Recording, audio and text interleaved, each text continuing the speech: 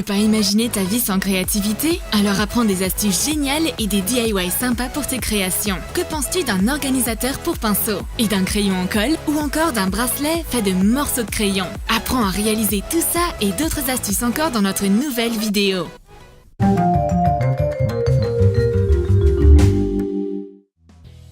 Tu sais pas quoi faire? Pas de problème, j'ai apporté mon atelier complet. Voici de la peinture et des pinceaux, une boîte en plastique et un vaporisateur. Commençons avec les aquarelles. Tu n'as pas besoin d'un gobelet d'eau entier pour peindre. Prends un vaporisateur, vaporise de l'eau sur la peinture avant de l'utiliser. Tu peux commencer à peindre en un instant. C'est simple et efficace. Ma copine reçoit un appel urgent. Est-ce que c'est le Louvre qui appelle? Peut-être qu'ils veulent exposer ses peintures?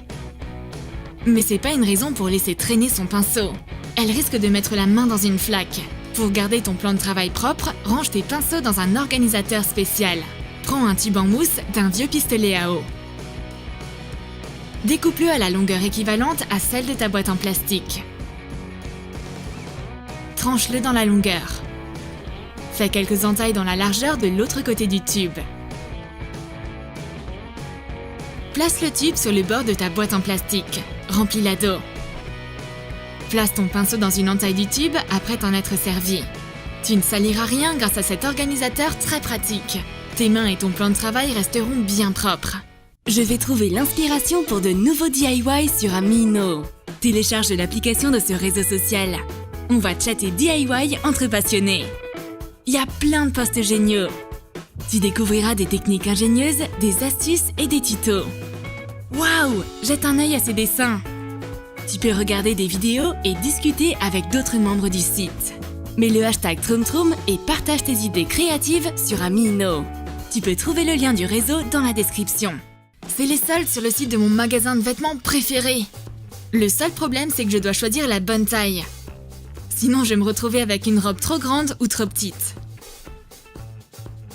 Je demande à ma copine de mesurer mon bras. On a une seule règle sous la main. Ah, mesurer un bras avec une seule règle n'est pas la meilleure solution. On doit pouvoir trouver autre chose. Dessine des graduations tous les 1 cm sur un cahier à petits carreaux. Cette mesure est égale à 2 carreaux. Place un ruban à côté du cahier et trace les mêmes graduations dessus. Note les graduations sur toute la longueur de ton ruban, puis écris les chiffres correspondants.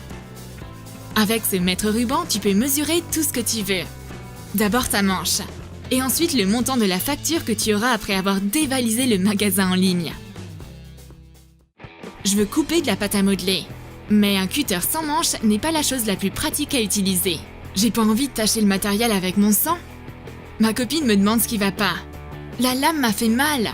On va la modifier pour protéger tes doigts. Fais un boudin de pâte à modeler autodurcissante de la taille de la lame. Mets-la sur le rebord et fixe-la sur la lame. Laisse sécher. Avec ce manche DIY, on va donner une deuxième vie au cutter. Coupe la pâte à modeler, et non tes doigts. N'y a-t-il pas de poinçon dans le coin? Une aiguille n'est pas l'outil le plus pratique. Ça finit toujours par se perdre quelque part. Réalisons un poinçon pratique avec de la colle chaude.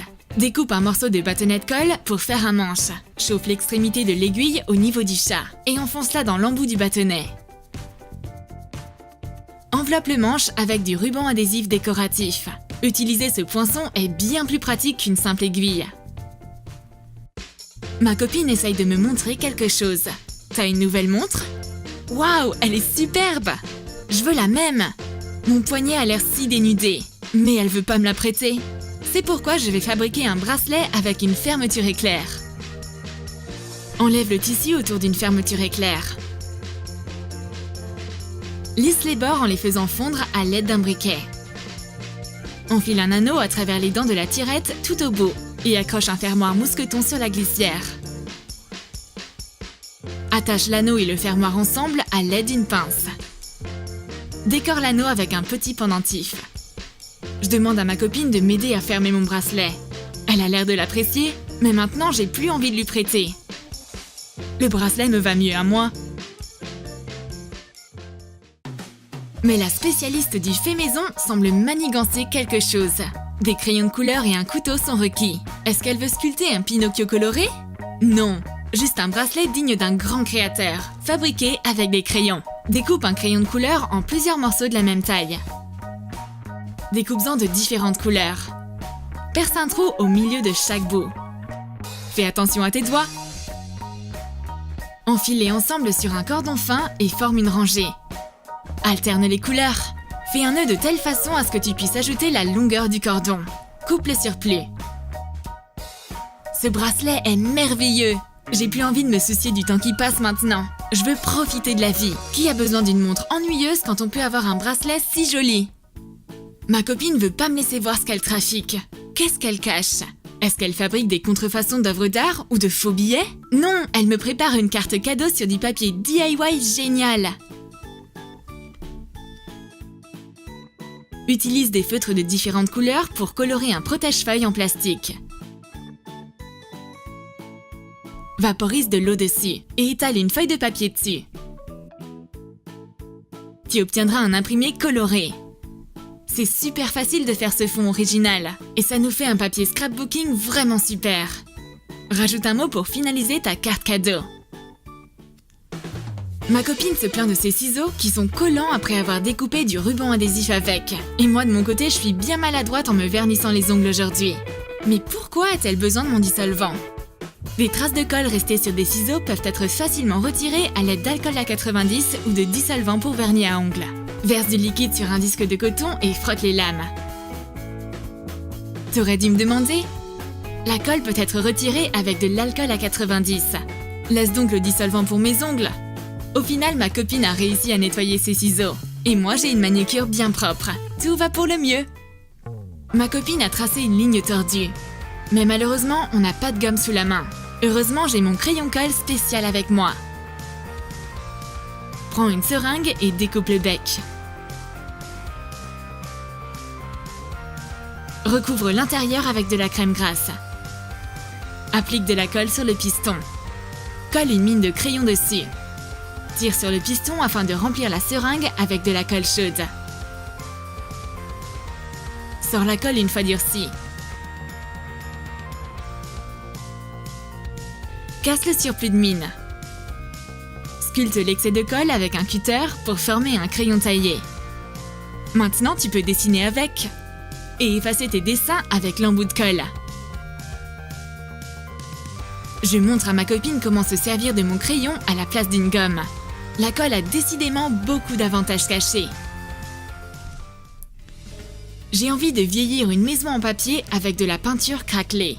T'es pas obligé d'utiliser de la laque pour craquelure, tu peux utiliser de la colle blanche à la place. On peut donner un effet craquelé en se servant de peinture acrylique et de colle à papier. C'est encore mieux d'utiliser de la colle blanche et de la peinture conçue pour les travaux en bois au lieu de travaux en papier. Ces matériaux sont plus épais et moins élastiques, et c'est ce qu'on veut pour un effet craquelé. Recouvre une maison en carton vierge avec de la peinture acrylique. Laisse sécher. Applique une couche de colle blanche par-dessus. Sèche la colle à l'aide d'un sèche-cheveux jusqu'à ce qu'un film apparaisse. Ajoute une autre couche de peinture par-dessus. Laisse reposer pendant 24 heures. Tu peux accélérer le processus en utilisant un sèche-cheveux. La colle déchire la couche de peinture et de petites fissures apparaissent. Maintenant, c'est plus une maison, mais un vieux manoir. Ajoutons des ombrages. Prends du fard à paupières marron et applique-en sur toute la surface. Secoue le surplus et nettoie la façade avec une serviette. Le fard à paupières reste dans les fissures et crée un effet vintage. C'est merveilleux! Une languette de canette peut être utile pour d'autres choses qu'ouvrir un coca. Ne t'en débarrasse pas tout de suite. On va la transformer en adorable petite broche. Prends une languette de canette de soda. Prends de la pâte Fimo de différentes couleurs. Colle la pâte sur la languette. Recouvre les trous. Réalise un corps et une tête. Rajoute une coiffure et un nœud. Fais une robe à motif. Fixe une attache de broche à l'arrière.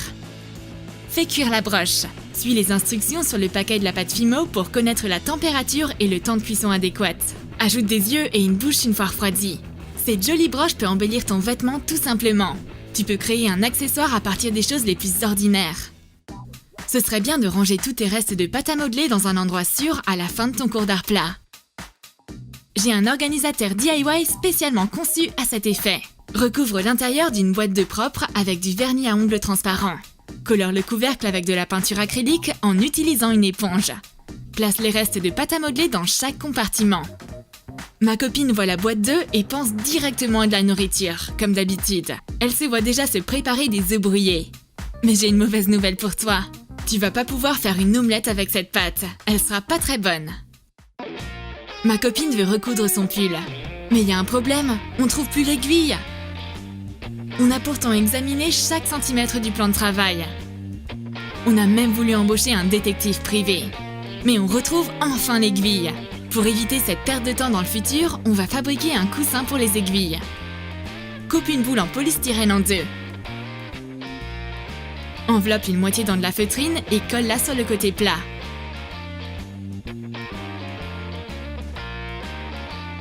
Découpe le surplus de feutrine. Décore le coussin. Colle des fleurs en feutrine jaune sur l'herbe verte. Pique des aiguilles et punaises dedans. Grâce à ce coussin, on ne perdra plus jamais d'aiguilles. T'as aimé nos idées? Écris dans tes commentaires quelles astuces tu vas utiliser lors de tes loisirs créatifs. N'oublie pas de lâcher ton like. Abonne-toi à Troom Troom et clique sur la cloche pour ne manquer aucune des nouvelles vidéos d'astuces.